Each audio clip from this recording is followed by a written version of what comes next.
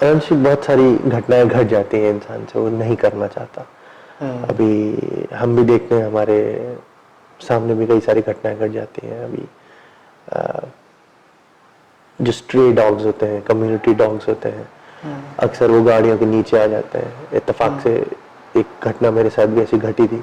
मैं खुद पेट लवर हूँ कह लीजिए, या यूँ कहिए कि पेट ओनर हूँ। I have a pet of my own whom I love very much, जिसको मैं बहुत ज़्यादा प्यार करता हूँ। और मेरे साथ ऐसी घटना घट गई तो मैं बहुत ज़्यादा अपसेट हूँ, और मुझे खुद ये एक गिल्ट वाली फीलिंग आती है।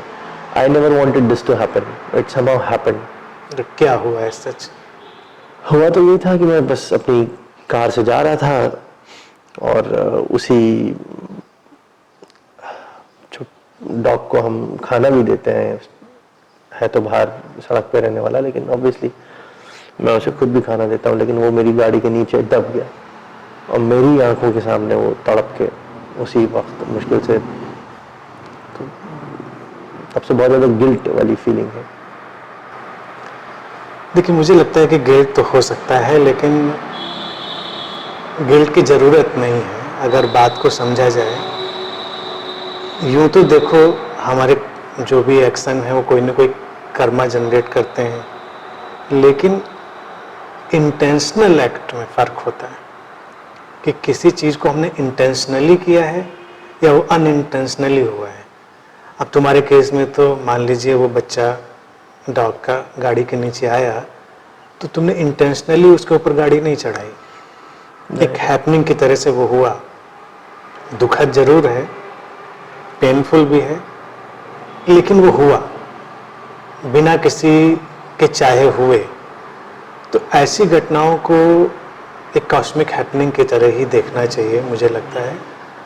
और अगर हम कर्मा चेन की बात करें तो एनिमल, ह्यूमन, इन सबके भी कर्मा की एक चेन होती है। केवल ह्यूमन टू ह्यूमन ही वो चेन नहीं होती, वो एनिमल टू ह्यूमन भी होती है। वो क्योंकि वो वेब है, चेन क्या कहा जाए, वो वेब है कर्मा का। तो कभी कभी बहुत सारे ऐसे अननोन कारण हो सकते हैं जिसको हम जानते नहीं हैं, जिससे वो घटनाएं घट सकती हैं। लेकिन अगर मान लीजिए घट गई, तो ये मैं नहीं कहूँगा कि उसका पेन महसूस नहीं करना चाहिए या उससे परेशान नहीं होने की ज़रूरत है। वो एक बॉडी माइंड का नेचुरल रिस्पॉन्स भी है, क्योंकि कोई घटना घटेगी तो अपनी अपनी कंडीशनिंग के अकॉर्डिंग व्यक्ति रिस्पॉन्स करेगा। तो इसमें इतना ज्ञानी होने की ज़रूरत नहीं है कि मृत्यु क्या है और सब ड्रामा है, लीला है, इल्यूजन है। मृत्यु घटी, चाहे वो किसी पेट की हो या किसी व्यक्ति की हो, उसका जो दुख है वो व्यक्ति व्यक्ति के अनुसार फर्क करेगा, उसमें वैरी करेगा। अब उसको महसूस करते हुए इस बात पर यकीन करना, मैं समझता हूँ, उचित है कि ये घटना एक अस्तित्व के माध्यम से ही घटी है। तो बस हम अगर उस दुख को थोड़ा और कम करना चाहते हैं तो हम प्रार्थना कर सकते हैं। प्रार्थना किसी की तरफ नहीं, प्रार्थना बस यही कि जो वो लाइफ फोर्स है, चाहे वो एनिमल फॉर्म में है या ह्यूमन फॉर्म में, वो लाइफ फोर्स, उसकी जर्नी और बेहतर हो, चीज़ें अपने अलग रूप में जाएं, जो भी बेहतर हो सकता है। और गिल्ट से अपने को बाहर कर सकते हैं। गिल्ट गिरेगा भी, इस घटना को देख लेने से गिल्ट गिरेगा भी कि हमने नहीं किया जानबूझकर। जानबूझकर अगर तुम गाड़ी चढ़ाने की कोशिश करो और मौत हो जाती तो परेशानी ज़्यादा होती, कर्मा का बांड और ज़्यादा होता। लेकिन अगेन अगर हम बहुत डीप जाएंगे तो वहाँ पर भी जो इंटेंशनल दिख रहा है वो भी एक कॉस्मिक विल के अंदर ही फिट है। बहुत डीप जाएंगे, लेकिन वहाँ पर थोड़ा विजिबल होगा कि हमने चाहा था, ऐसा गुस्से में या किसी वजह से। लेकिन जिस केस में हमने इंटेंशन भी नहीं किया उसमें, तो ये देखना करीब करीब आसान है कि घटना हो गई, ये चीज़ है।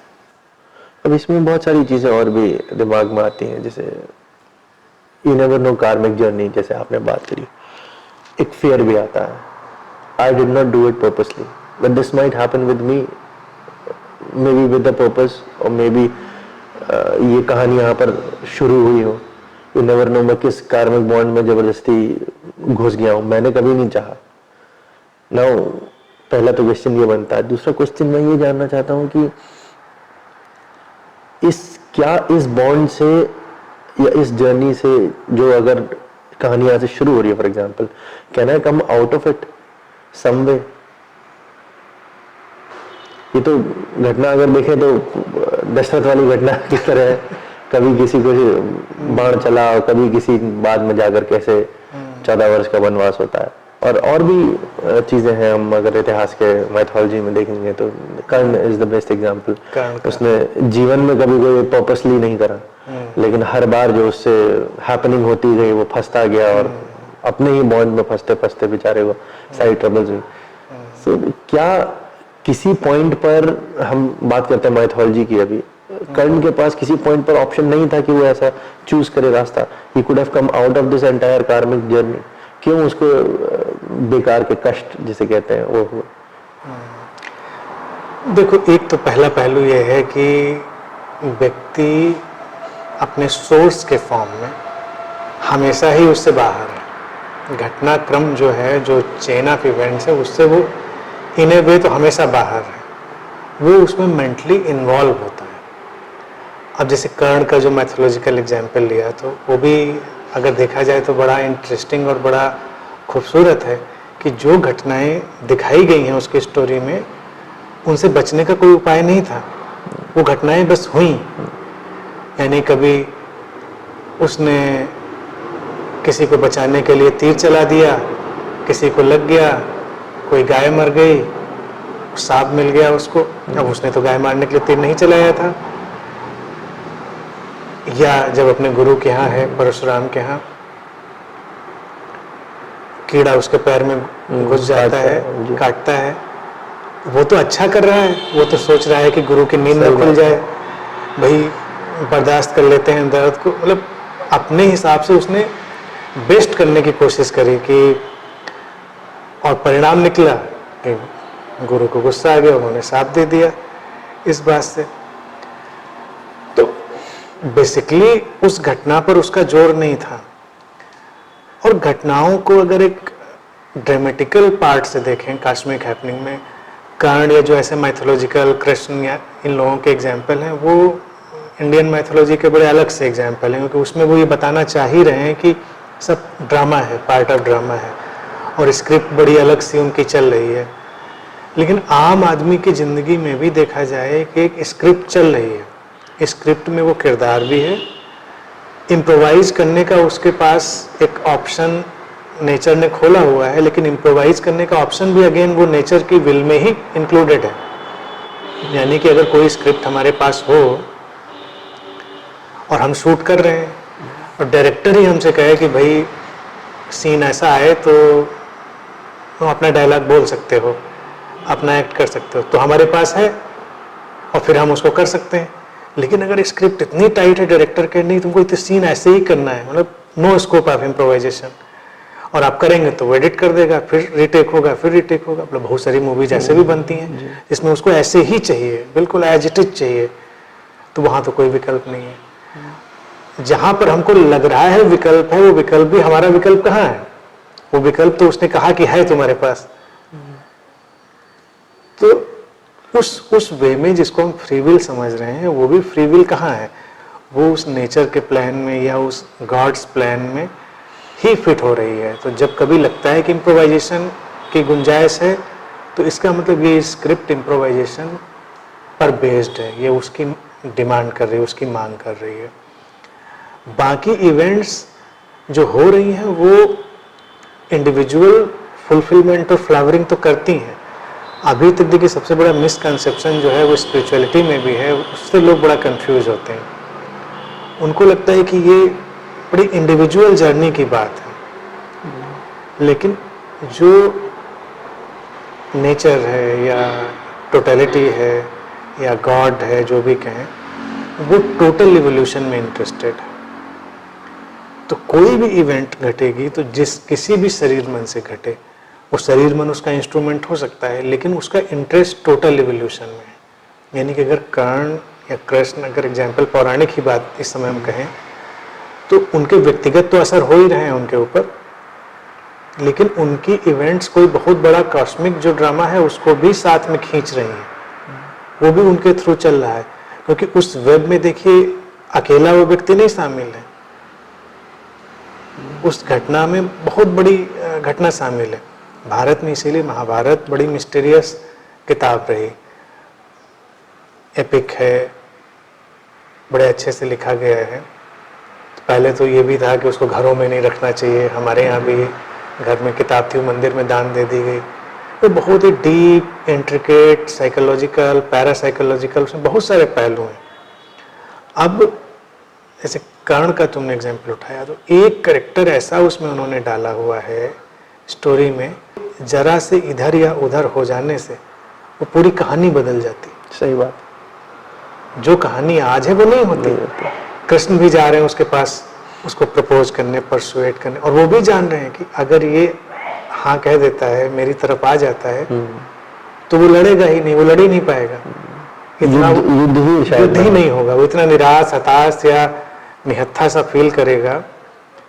लेकिन अब युद्ध होना है, युद्ध होना है, और युद्ध होने की कोई अलग परिणति या उसका कोई रिजल्ट निकलना है जो उस कॉस्मिक मिस्ट्री में शामिल है। नहीं मानता। अब सोचो, कर्ण जितना इंटेलिजेंट पर्सन, महाभारत में मैं देखता हूँ कृष्ण के बाद जो सबसे इंटेलिजेंट और पावरफुल कैरेक्टर है वो कर्ण ही है, और इसको कृष्ण भी बोलते हैं, एक्सेप्ट करते हैं। वो नहीं मानता उनकी बात। लोग कहेंगे उसको समझ में नहीं आई क्या बात। कभी कभी मुझे लगता है ये भी संभव है कि समझ में आ भी गई हो, लेकिन अगर किसी एक्टर को ये पता है कि रोल तो यही है, नहीं तो सारा ये जो मूवी है बेकार हो जाएगी, तो अपना रोल नहीं छोड़ेगा वो, क्योंकि मूवी तो पूरी होनी है। तो इंडिविजुअल परेशानियां और खुशियां वो सब भी चलेंगी, लेकिन कोई अलग फुलफिलमेंट होगा, अलग चीज होगी। और फिर अगर इसको मान लीजिए थोड़ी देर के लिए, ये भी कोई मान ले कि महाभारत जैसी घटना एक्चुअल में हुई, जैसे कुछ लोग कहते हैं हुई कि नहीं हुई, मैं कह रहा हूँ चलो मान लो इस बात को कि हुई, इस पे डिबेट नहीं करें हम कि नहीं हुई, हमारे पास एविडेंस नहीं, लेकिन अगर जो एविडेंस है उनके आधार पे मान लिया जाए कि हुई, तो वो भी एक ह्यूमन इवोल्यूशन का बहुत बड़ा पड़ाव साबित हुई घटना। इंसान की ताकत की व्यर्थता, उसके ज्ञान की व्यर्थता, तमाम जो शक्तियां हैं उनके बनने और मिटने की जो कहानी, वो पूरी कलेक्टिव ह्यूमैनिटी के माइंड में चली जाती है। और अंत घटना का यही है कि जो कृष्ण का कैरेक्टर आया, भले वो किसी के पक्ष में खड़े हो, लेकिन वो कृष्ण का अपना ही एक अलग पक्ष है, उस सुप्रीम कॉन्शियसनेस का, उस हैपनिंग का, वो हाईलाइट होके निकल के आता है, वो सारा का सारा।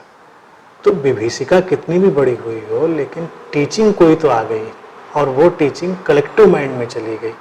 अब आगे जो जनरेशन्स आई या आई होंगी, और उनमें हम हाइपोथेटिकली भी माने जो चेंज हुआ होगा, उसमें उस सारे घटनाक्रम का असर जाएगा, पूरा असर। तो जो नेचर है वो टोटल इवोल्यूशन में यकीन करती है, तो इसलिए वो ड्रामे होते हैं बहुत सारे। So you mean to say कि everything is like predestined? Everything is predestined in a way. देखिए उसके बहुत सारे तल हैं, इसकी जो मैं बात करता हूँ, इस वर्ड को लोग बड़ा कंफ्यूज ले लेते हैं, लगता है जब फिर सब कुछ प्रीडेस्टिन्ड तो हम तो कुछ फिर कर ही नहीं रहे। इन ए वे हम कुछ नहीं कर रहे, लेकिन घटनाओं के प्रीडेस्टिन्ड होने के लेवल है। जैसे कोई घटना 20 साल पहले प्रीडेस्टिन्ड हो सकती है, उसकी एनर्जी, उसका फॉर्मेट बन गया। कुछ घटनाएं अभी के अभी बन रही हैं, लेकिन अपने होने से थोड़ा पहले तो प्री डेस्टिन्ड हो ही गई हैं, और उसमें वो पूरी विल काम कर रही है, टोटल विल, अकेले काम नहीं। मतलब मुझको लग रहा है कि हम यहाँ पर ये काम कर रहे हैं, लेकिन हमारे इस काम करने में अभी जो पूरा ये इन्वायरमेंट चल रहा है वो सारा तो रोल अपना प्ले कर रहा है। अभी हम लोग यहाँ बैठकर बात कर रहे हैं, हमको नहीं पता कि चौराहे पे दंगा शुरू हो गया है और भीड़ इधर भागती हुई आ रही है, अभी हमको नहीं पता है, मान लो सपोज करो, और अचानक ऐसी घटना घटे तो यहीं पर हमारा रिस्पांस बदलेगा। जो हमने नहीं चाहा होगा एक्शन लेना करना, वो हम एक्शन लेंगे क्योंकि किसी बाहरी घटना का दबाव क्रिएट होगा। तो इंसान यहाँ जो कुछ भी कर रहा है वो अकेला तो उसमें रोल नहीं है, उसमें बहुत सारी कॉस्मिक एनर्जीज का वेब क्रॉस कर रहा होता है, इवन इनविजिबल वेव्स भी। अब तुम खुद सोचो, तुम मान लीजिए कोई क्वेश्चन पूछ रहे हो, क्वेश्चन हम सचमुच में पूछते हैं या क्वेश्चन एक हैपनिंग की तरह हमारे माइंड में जंप करता है। समटाइम्स तुम घर से सोच के आते हो कि ये वाली बात पूछेंगे, तुम यहाँ बैठते हो तुम एकदम कुछ और बात पूछ लेते हो। सही बात है। ये क्यों होता है? क्योंकि जैसे तुम यहाँ बैठे तुम्हें कोई और एनर्जी वेव ने टच किया। वो कोई थॉट वेव हो सकती है, कोई इमोशनल, कोई स्पिरिचुअल वेव, या किसी के क्वेश्चन की ही एनर्जी तुम तक आके टकराई और तुमने उसको पूछा। तो क्या सचमुच में हमने पूछा? तो मेरा ये कहना है क्वेश्चन भी कोई नहीं पूछता, क्वेश्चन भी प्री डेस्टिन्ड है कि तुम ये पूछोगे। अब वो कभी कभी क्या है कि 1000 साल पहले की प्री डेस्टिन्ड घटना हो सकती है कि 1000 साल पहले कोई एनर्जी उठी थी और अभी तक किसी ने उसको रिसीव नहीं किया पूछने के लिए, यानी कि वो अलाइनमेंट नहीं बना। अब तुम तो जैसे मीडिया में हो, अपना काम करते हो, सारा इन चीज़ों को देखा है। अब रेडियो तो ट्यूनिंग पे ही बेस्ड है। जिस फ्रिक्वेंसी से कोई क्वेश्चन आज से 1000 साल पहले उठा था, उस फ्रिक्वेंसी पे कोई बॉडी माइंड अभी नहीं सेट हुआ और वो एनर्जी हावर कर रही है। तो नहीं पूछा किसी ने 1000 साल तक, तुम बैठे किसी रहस्यमय कारण से तुम्हारा बॉडी माइंड उस ट्यूनिंग में आया, उस फ्रिक्वेंसी में आया, तुम खट से वो वाला क्वेश्चन पूछ दोगे जो तब था। तो तब कोई इस चीज को प्रेडिक्ट भी कर सकता है, इस चीज को, कि ऐसा होगा।